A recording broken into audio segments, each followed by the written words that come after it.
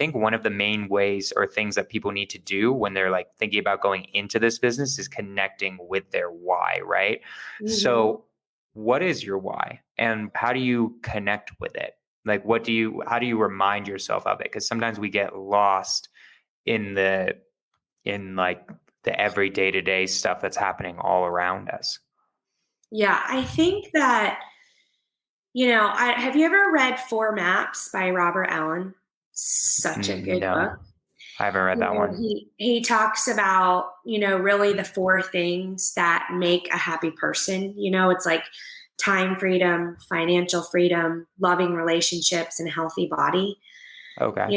I think that like that for me is like what I strive for, and the reasons why I strive for it are because I want to travel and explore with my kids. I want to feel good in my skin. I want to wake up and know that, my bills are taken care of, and also that I can give money away because I have so much that I can give it to whoever I want. I can give to my favorite charities. And, so I think of it as like, I am striving for those things because I have all these other things that I also want to do. So it's hard to say like, my why is definitely my kids, but also my why is I want to be able to live my purpose, which is the things that I love doing. And it's still real estate related,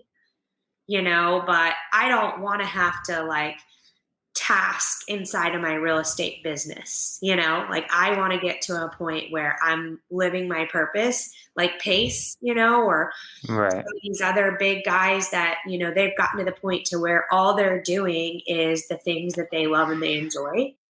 Right. And so that's kind of like, I want to say like financial freedom and time freedom is the reason why I'm working this hard. That's kind of my why, if that makes sense. Yeah. But then it relates back to because I want to be happy and I want to spend more time with my kids. I love it. Awesome. And then how do you make sure you don't get like lost in what's happening in the business every single day? Because like deals can blow up, then you got to manage them, and then the contractor stole $10,000, and then blah blah blah blah blah blah blah, right? Yeah. Or whatever, right? Whatever stuff is going on. How do you not get lost in the minutia and remember and connect with why you're doing this in the first place? So I think that essentially what happens is this becomes more about mindset than the job. Right. And at some point, I do have a mindset coach. So Keston is I'm sure you know Keston. I've heard He's of him. my mindset coach, and I absolutely love him. Some of his stuff has changed my life, but it really is. It becomes more about your mindset, and your actions are going to follow wherever your thoughts take you, right? And so that is like the biggest thing that I've learned. That if I ever, feel like I'm getting bogged down, by tasks, then I literally will stop and imagine myself where I want to be, and it relaxes my body and it relaxes my mind, and then my actions follow in that, right? Instead of allowing myself to get bogged down by the disappointment, because this business is going to be so disappointing. In fact, I had a new person that I was working with, and she's like, "You're like just not stressed out about this at all." And I'm like, "No, it's normal, And you anticipate, and you have these expectations that like the thing, like a lot of these things are going to fall through, and so. But I can keep moving forward literally because I keep my thoughts towards where I want to be, and my actions follow in where my thoughts are. I love that. I love that so much. I mean, it reminds me of I still get stressed about things, but I 100% know what you mean in the sense it became so much better. I've heard it said in different ways, but I think the best way, there are two ways that I always loved saying this. The one is basically like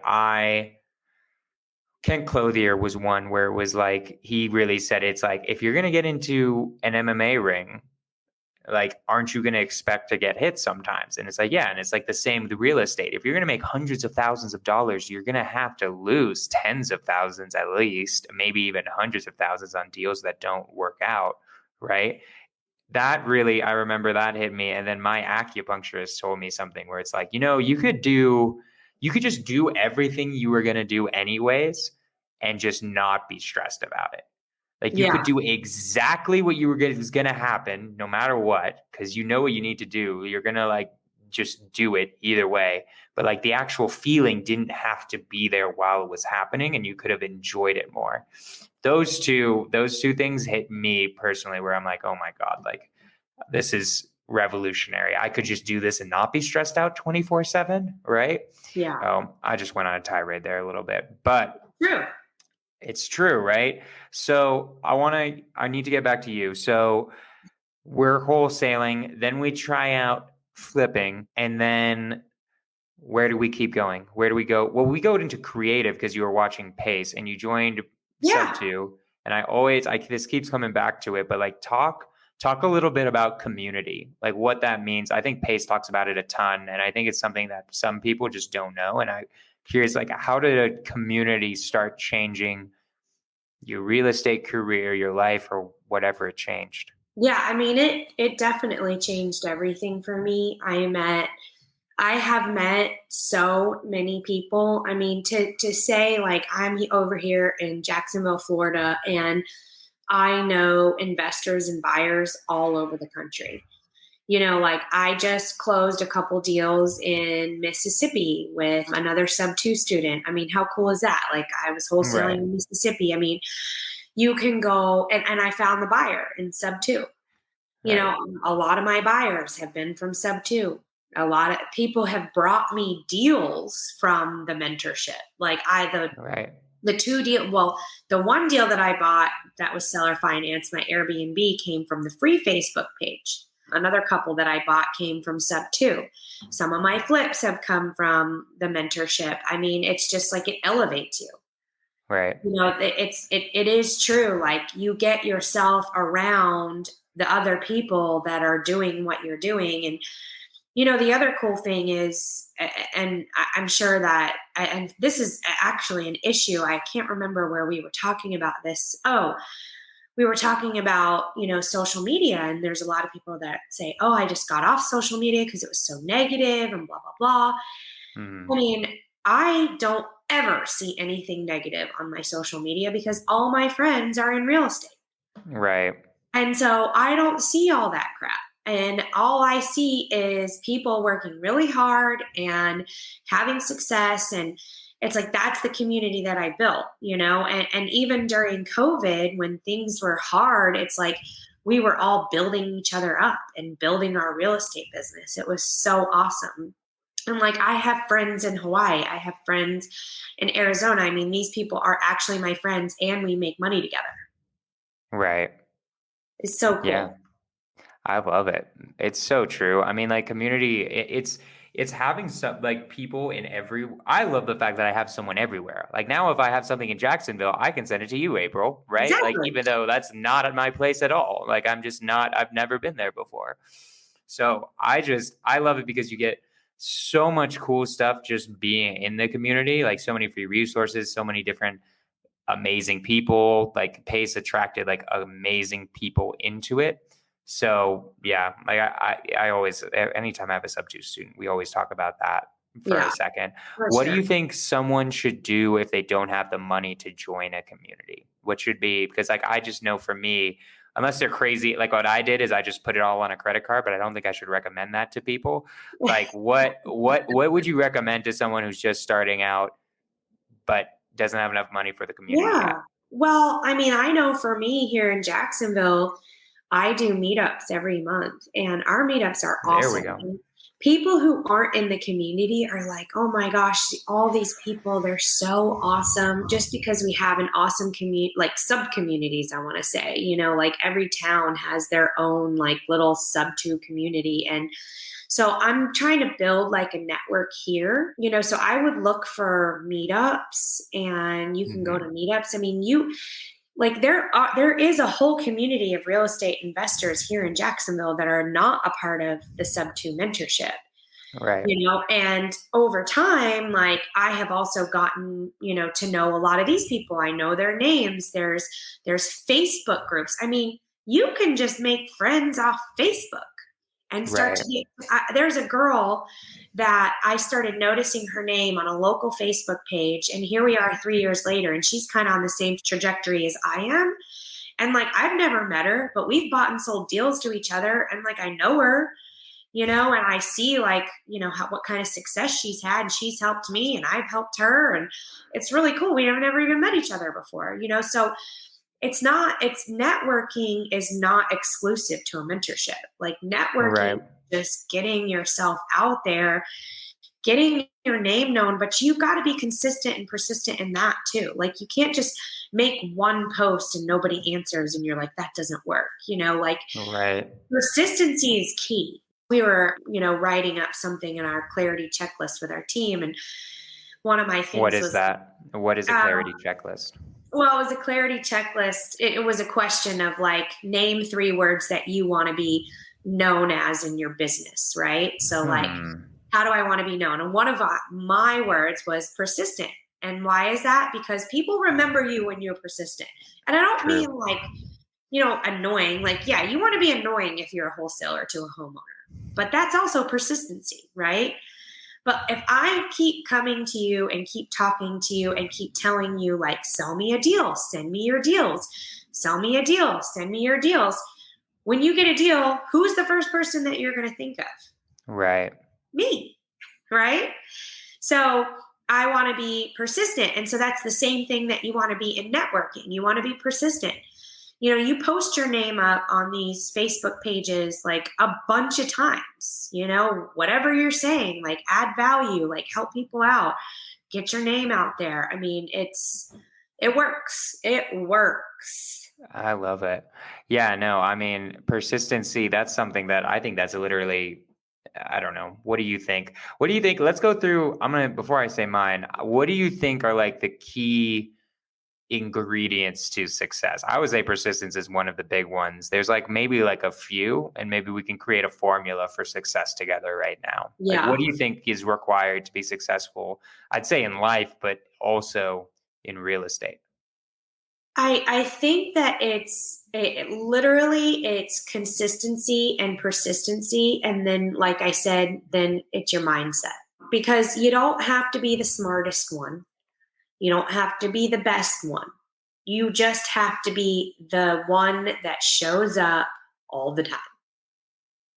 And if you're just showing up in your business every single day, if you're just showing up in your family every single day, and you're doing the work and you're pouring in, like there is no way that it will not come back to you times 10.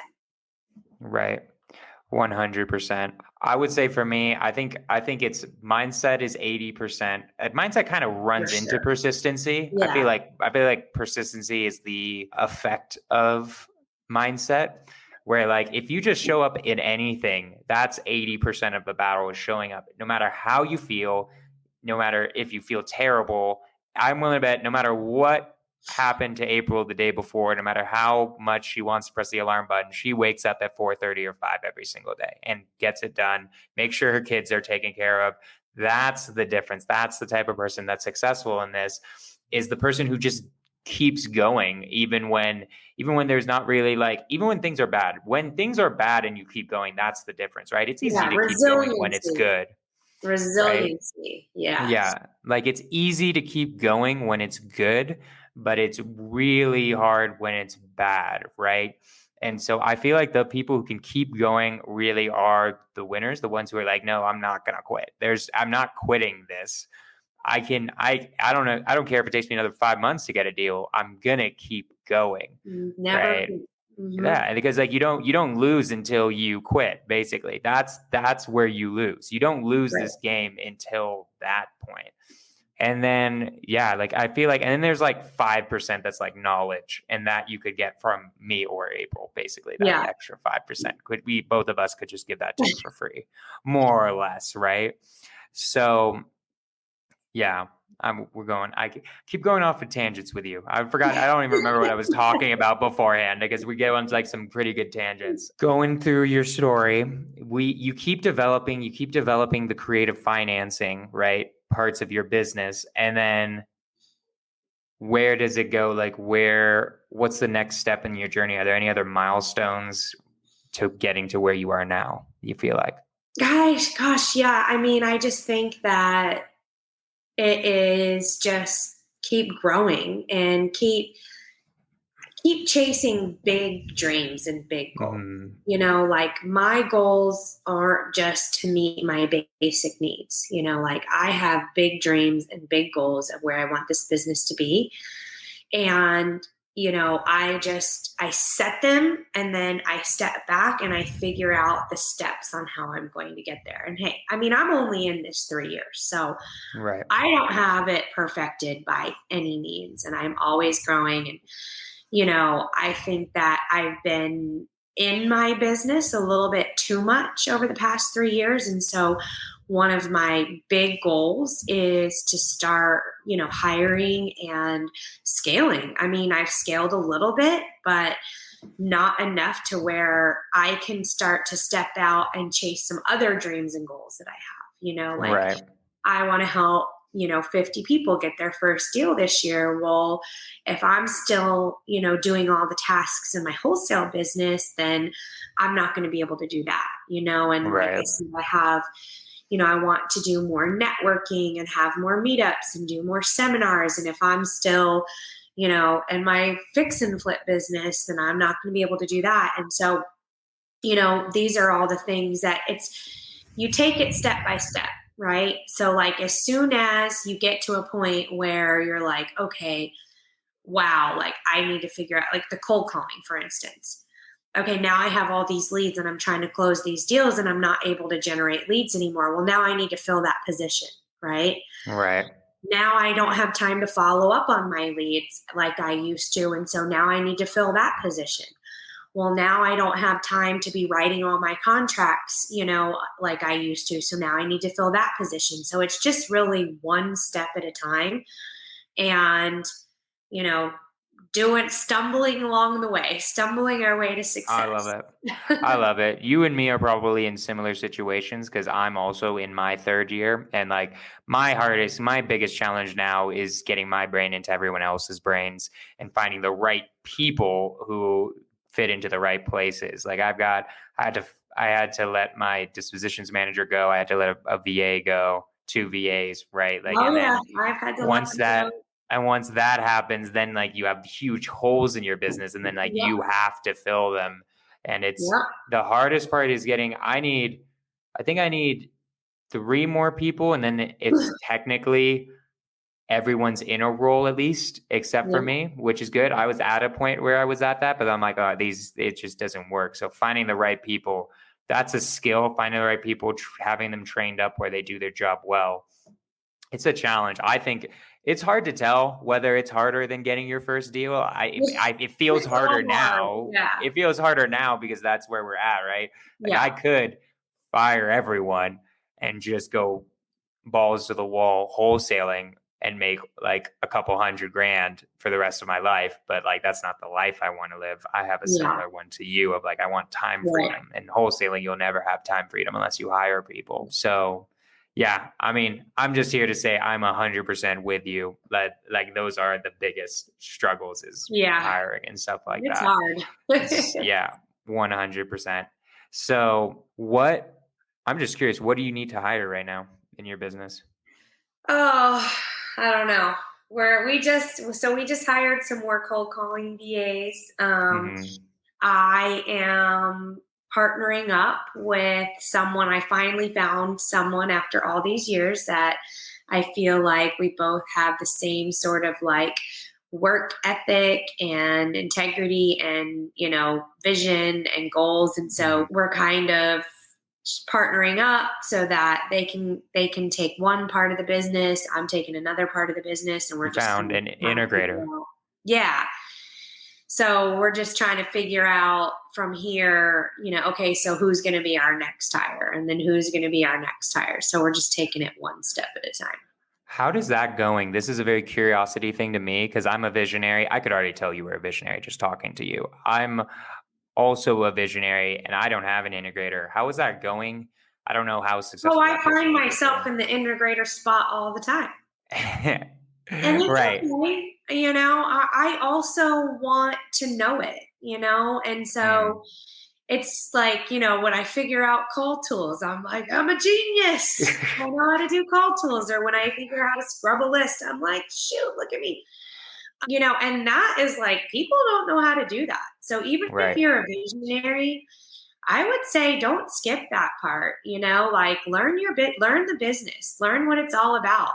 Doesn't mean that that's the thing that you have to be doing. I think like, an integrator is someone who can take a visionary's ideas and turn them into reality, Reality. right?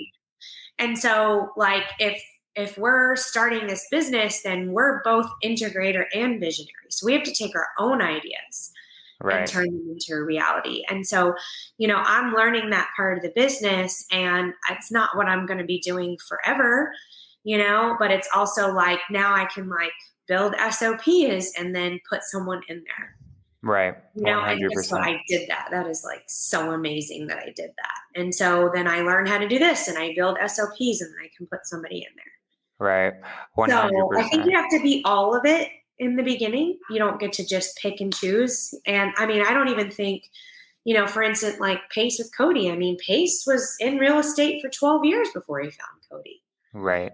And then it just fit. So you don't want to force that either. Like, oh, I need an integrator, so I need to go find someone. Like, I wouldn't necessarily do that, but you definitely need to squat up and work with other people. Doesn't mean that they have to be your partner, but definitely work with other people and squat up for sure.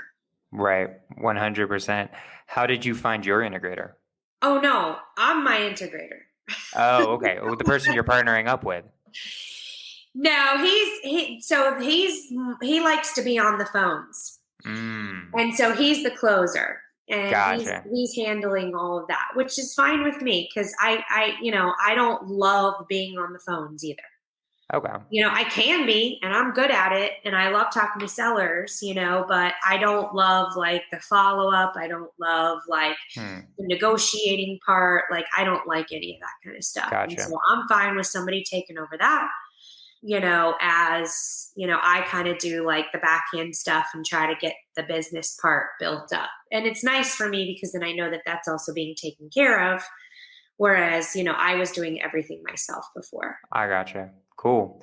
So we're getting close to the end of the show, the end of the hour. So I always love ending these with one last question. Okay. Which is, April, if you could go back to April of 2020, 3 years ago, when you were just starting, or what would you tell her then, knowing what you know now? So one thing that I feel like I always said back then is that I didn't feel like I really needed anybody else.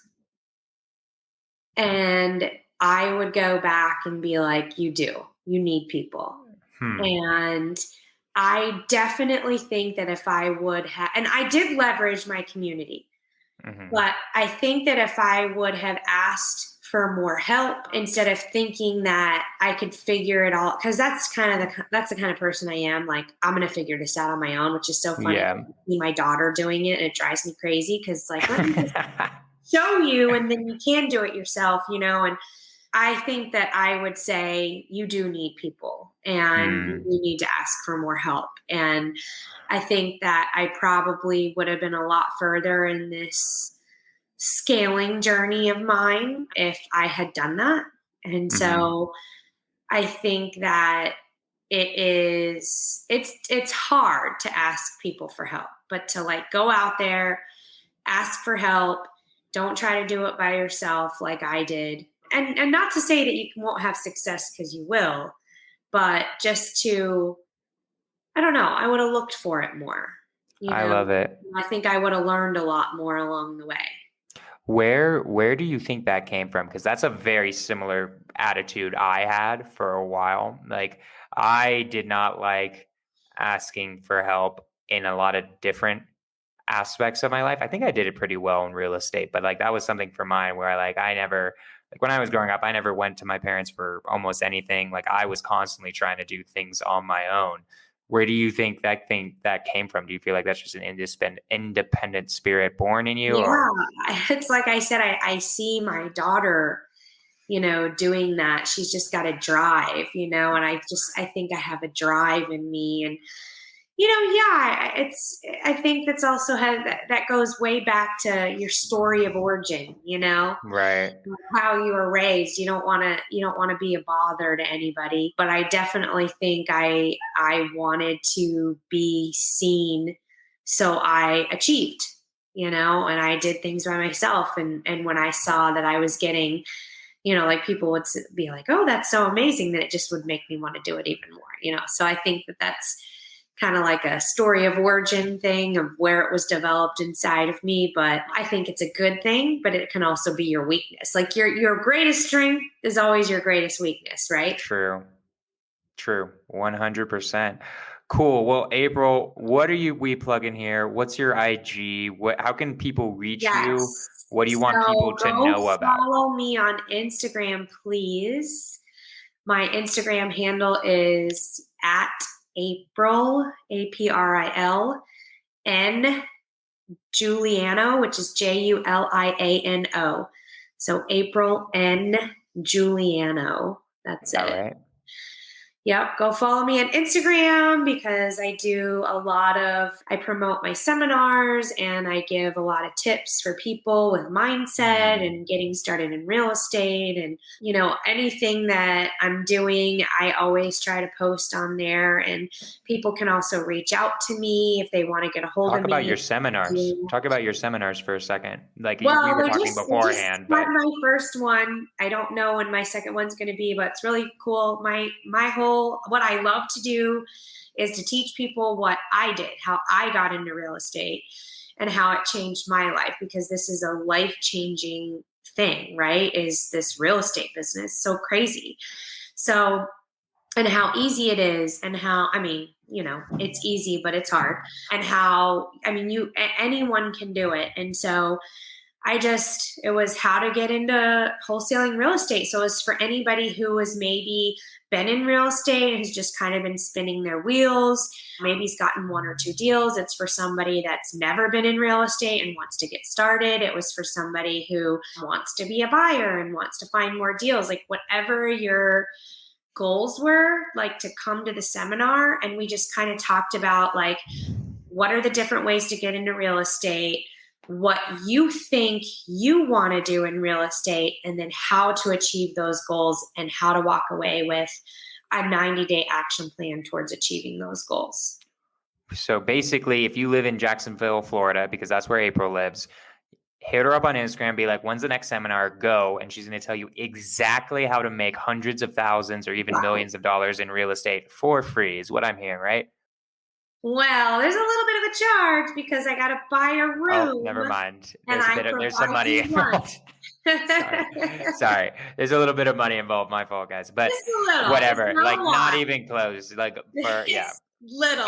It's gonna be, you're gonna learn, the return on investment is hundreds of thousands, basically, is the point. But it's an amazing seminar. What you've got an Instagram. Do you got a YouTube channel yet? Nope.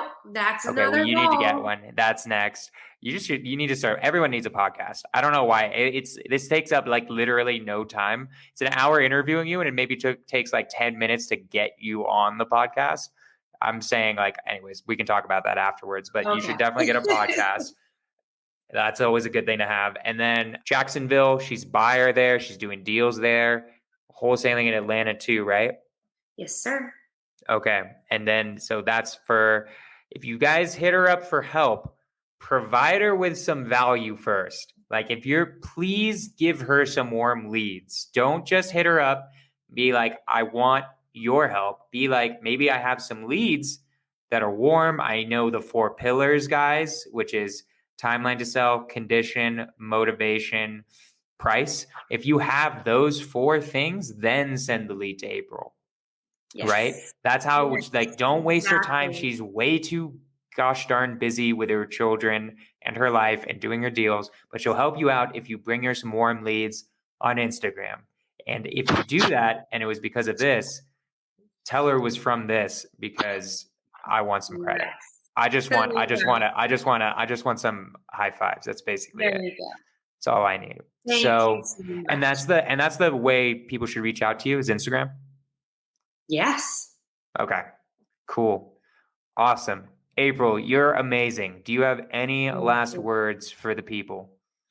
No, you're amazing. Thank you so much for having me. This was super fun. It always gets me like excited to go back and, repeat my own story and remember where I came from and where I am now. And just everyone know that like 3 years from now, 6 months from now, your life could be totally different.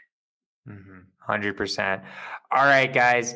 Next week is going to be an amazing one. I've got Brittany Berryman. I don't know if you guys know. You might not know her, April. She's in Astro. She's like a really big person in Astro. So she's going to be a cool guest next week. That'll also be 5 p.m. PST Thursday, guys. We're back on our normal schedule. Sorry for going off of it. Every Thursday, 5 p.m. PST. Skorch the Fears. Thank you so much, April. Let's freaking go.